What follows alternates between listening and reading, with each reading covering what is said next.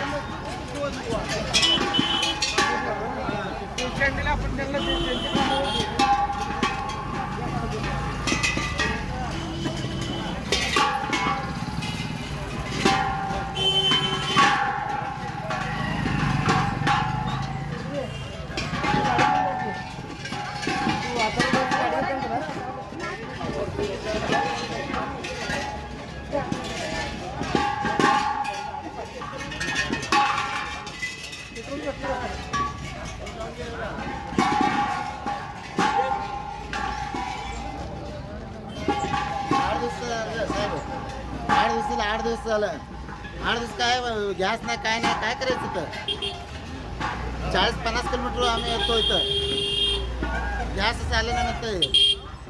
नाव सांगा जाडुलाचं नाव सांगा सन्मुख स्वामी हां जाडुलाचं 8 दिवसाला येतो गॅसच नाही म्हणते।